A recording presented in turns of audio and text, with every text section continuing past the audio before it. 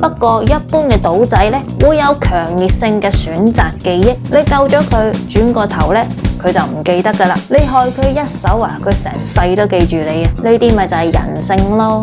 如果賭場唔希望你繼續玩啊，佢哋會點樣對你呢？係咪好有禮貌勸你走，定係直接請你入房啊？大家好，我係可官仔啊，聖誕快樂啊！雖然我唔知條片幾時出啦，不過講定先都啱噶啦。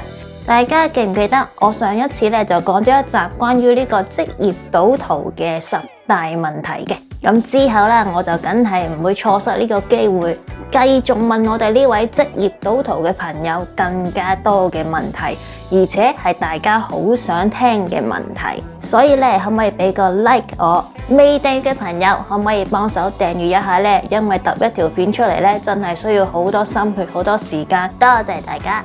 第一條問題，我就係問佢，其實數牌嘅具體操作係點樣嘅呢？係咪要記好多張牌？係咪好難記㗎？佢就話，其實咧數牌係好簡單嘅啫。首先，我哋將啲牌分開3個框先，大、中、細3類牌。10 Jack Queen King Ace 就屬於大牌，7、8、9就係中牌，而細牌咧就係2、3、4、5、6。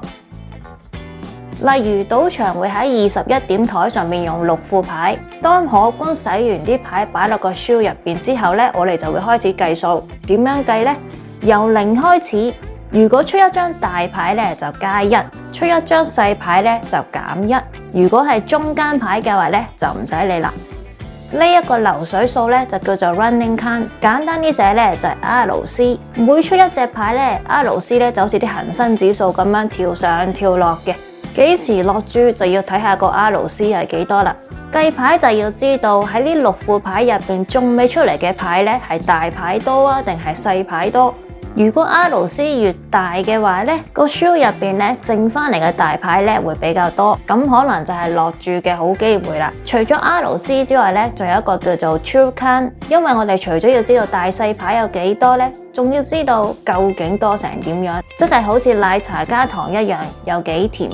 呢套計牌方法咧就叫做 Simple High Low， 其實仲有幾十種唔同嘅計牌法嘅，有啲簡單，又有啲係複雜嘅。講到計牌嘅學問咧，就真係非常之多啦。好似喺澳洲同埋美國咧，有啲大學就會以21點數牌做題目啦，教授數學概率同埋統計、電腦程式設計、模擬等等嘅。另外玩21點咧，最緊要就係你一定要背熟基本策略表，即係我成日講嘅天書啦。呢個表咧就係話俾你聽，正常情況嚟講咧，你幾時要牌，幾時唔要牌，幾時分牌，幾時 double 單嘅。不過呢啲嘢咧比較詳細啦，日後咧可以再慢慢講嘅。大家聽完之後係咪有少少拗頭呢？咁當然啦，人嚟做咗咁耐，唔係講1、2句就明噶嘛。係就死啦！如果你心急嘅話咧，當然可以自己上網揾啦。如果唔係嘅話咧，就記得訂閱我呢個頻道，等佢得閒嘅時候咧，又可以繼續教下我哋啦。第二，你喺賭場數牌嘅時候，有冇即場俾人發現呢？你平時會點樣避免引人注意或者俾人捉到呢？佢就話咧，計牌咧就盡量用個心去計，唔好做啲多餘嘅動作出嚟。例如係乜嘢呢？即係好似你死喺度夾住張台啲牌咁樣，跟住就念念有詞，3再減1，再加1，唔講嘢，又目無表情。總之睇落去咧，就同普普通通嘅賭客咧好大分別㗎啦。如果俾賭場及到咧，就會更加去留意一下，條友係咪數緊牌呢？為咗避免呢一啲俾人引人注意嘅行為啦，所以咧就要盡量扮到自己好似一個普通嘅賭客咁樣，會哇鬼叫咯。唔係，冇咁誇張。總之你扮下嘢，好似好 enjoy 喺度娛樂緊，唔似喺度嚟開工咁就得噶啦。不過點都好啦，如果附近咧有一啲都係好有經驗嘅數牌客咧，佢一見到你咧都知道你係數緊牌噶啦。所以如果有可官、有經理、pit boss 嗰啲咧，佢哋係識得數牌嘅話咧，都瞞唔過佢哋雙眼嘅。第三，呢個咧曾經有人問過我嘅，如果賭場發現咗數牌玩家之後咧，會點樣去對付你哋咧？趕你走啊，定係改規矩啊？佢就話唔同嘅賭場啦，即使係早午晚咧都有唔同嘅做法㗎喎。我諗佢意思咧就係早午晚咧都有唔同間嘅manager 啊、pit boss 嗰啲，所以咧其實都係睇人嘅啫。嗱，講到改規矩呢一樣嘢呢，當然呢就唔係話普普通通一個荷官一個 pit boss 可以決定噶啦，就要由呢個賭場嘅管理層去做決定嘅。過程呢就梗係唔簡單啦，又可能要寫報告，又要開下會，搞一大輪呢先至決定會唔會改規矩嘅。或者簡單啲，有啲 pit boss 呢一睇就知道你係嚟揾食嘅，唔俾佢優惠，唔俾佢積分，或者改變賭枱嘅限紅，即係限額啦，改下洗牌嘅方法等等，又或者呢同 CCTV 班人溝通好。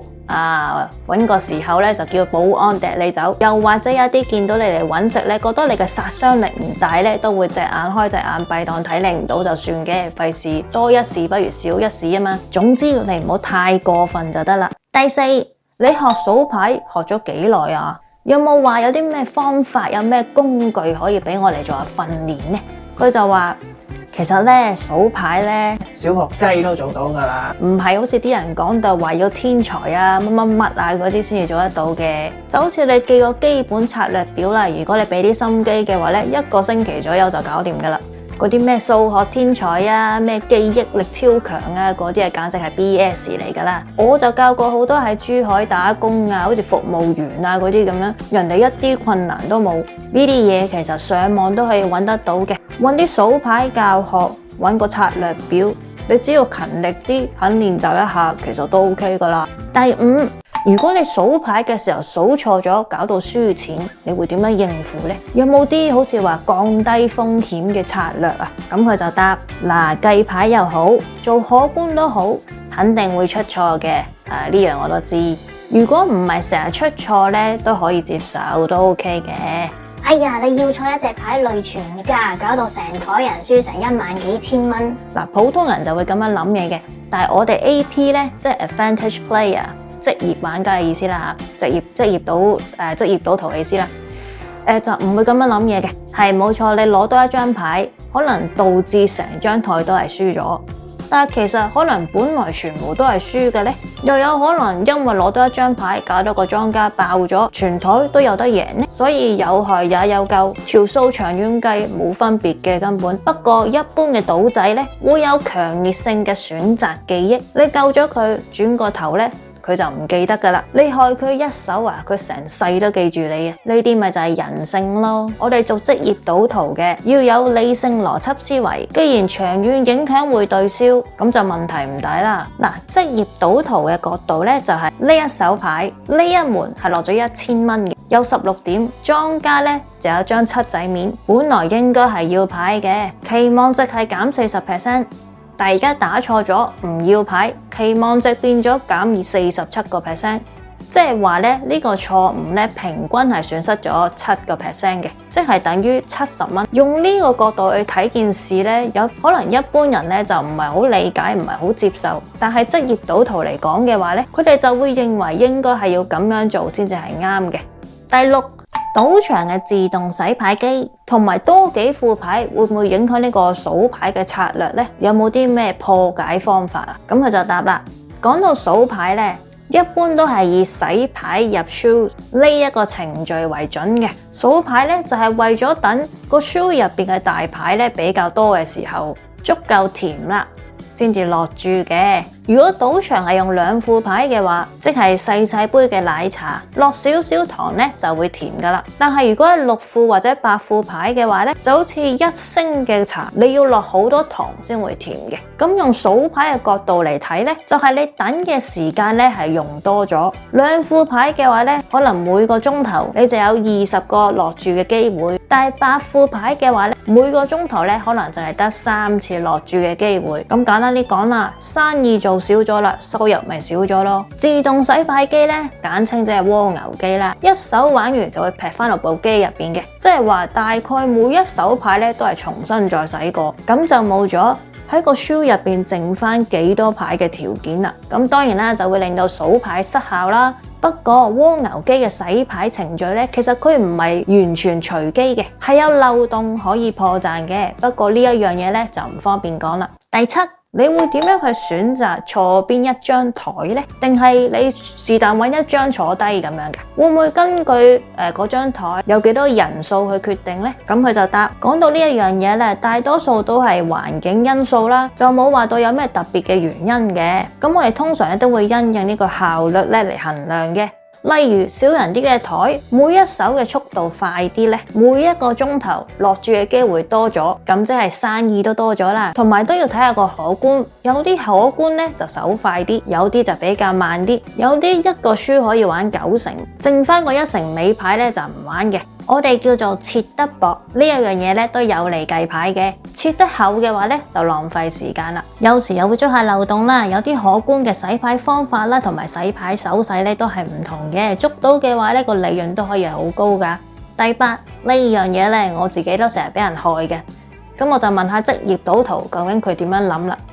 就係如果有新手嘅玩家加入你張台，你會點樣應對呢？會唔會影響數牌㗎？咁佢就答嗱，好似頭先咁樣講，多咗個人呢，張台咧就會慢咗。如果新手更加慢嘅話咧，有時無奈得滯咧，直情要轉台添。講完新手，又可以講下啲熟手嘅。通常啲熟手嗰啲咧都會有自己嗰一套去攞牌嘅。而通常咧呢啲人咧，同我哋做職業賭徒嘅人咧，就攞牌方法係好唔同嘅。